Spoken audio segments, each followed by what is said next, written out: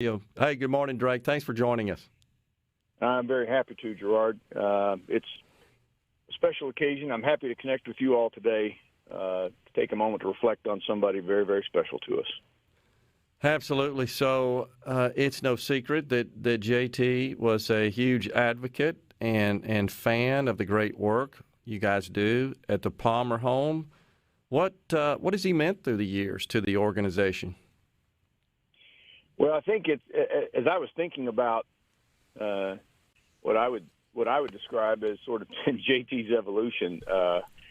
Paul mentioned this once about all of the hosts that got involved with Radiothon. The first year everybody was there, there was a little bit of, hey, we're going and we're not quite sure what it is, but we're going to do this thing. And Paul and JT both had shared later that when they first got there, they were sort of stunned by what they saw, the happiness of the children and watching the children play and JT, JD was he had all sides, and it was a lot of fun to tease with JT. But over the years, JT, kind of melted, kind of like butter. He just sort of melted into the mission that we had. It was really enjoyable to see him each year, seek out a couple of children that he'd connected with the year before. He wanted to ask me about stories. And like I said, it was a bit of an evolution. And JT eventually, like all great disciples, I think they have their conversions. Yeah. And watching him create this deep love for these children, and even listening to his voice on Radiothon this year, you could hear how he was already in his mind in a different plane, a different place, seeing things from a kingdom point of view, and he was conveying that love to me, to all of us at Palmer Home. So he means a whole lot to us, and I think he's a testimony to what happens when we decide to not only do business in this life and get things done, but to seek a higher purpose. And watching JT do that and being around him as he did that was an encouragement to all of us. And I think his connection with those children, just watching them with him and his heart go out to them, was really something to see. And so I'll always remember JT as somebody who got it, somebody who really understood that there was more to life than working a day job, paying the bills, getting the movies once in a while, and just sort of living life. You got to find that higher purpose, and JT found it. Yeah, so well said, Drake. And the thing about JT, of course, is he had such a powerful voice, and he was very persuasive. And when he decided something was right and something made sense to him, and that he wanted to advocate for it and promote it, I mean, he went the distance, and that's what he did with the Palmer home. And I think and believe in my heart that had a profound positive impact on so many. And it's also very fitting. Rhino and I were talking about this. His last appearance on the show when he called in from the house was the Palmer Home Radiothon. And I will never forget that. I mean, that image of Rhino, of him on the split screen here in the studio, I will never forget that, I promise. And it's just so fitting. I won't either. Yeah, it was special. And it's just so fitting that was his last occasion to be part of his show, was in promoting the Palmer home, promoting something good in his home state of Mississippi. Well, I think that's right. I mean, you can read about his life and you see all the things that he was involved in. And for all of us, there's a lesson here, which is we can all be involved in lots of things. But you just said it. The thing that we're going to remember JT for is his love, for children.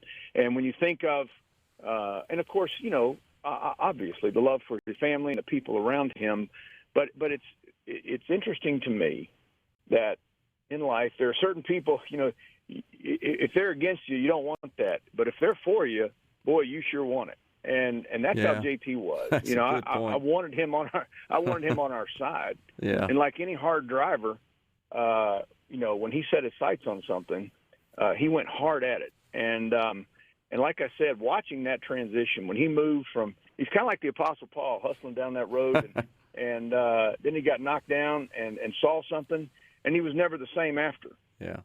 And you see a different side to Paul later in his life where he was compassionate, empathetic, vocalized it, and just didn't, relent from doing what was good. Well, that to me was what I saw in JT over the, 7 or 8 years of transition. And when we saw him on that final day, there was no holding back, was there? I mean, he was letting us know that this was a priority that mattered to him, and he wanted everybody else to get on the same page. And you just can't have a better friend, and you just can't have a better person advocate for the things that are important.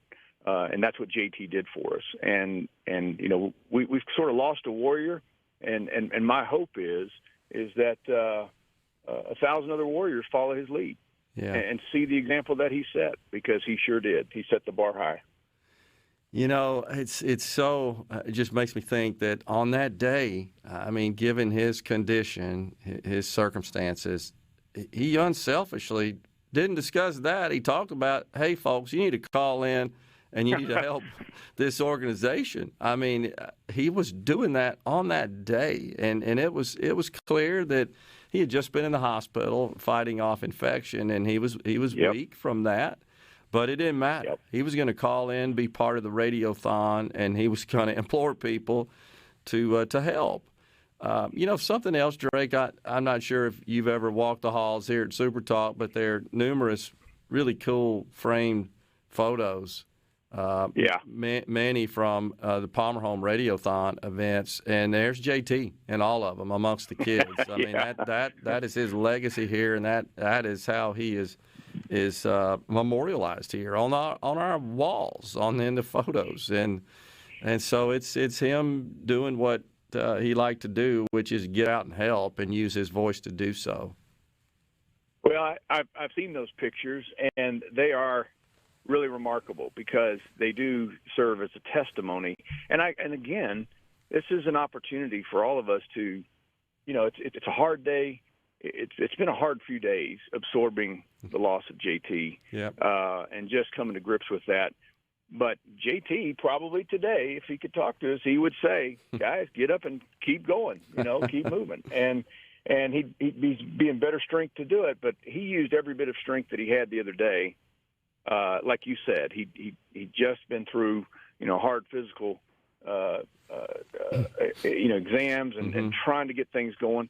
But he energized himself to message to us, do the right thing, keep focused on what's important. And he didn't take a second, really, to talk about himself. He wanted all of us to get on page with this. And so I do. I hope we follow his leadership.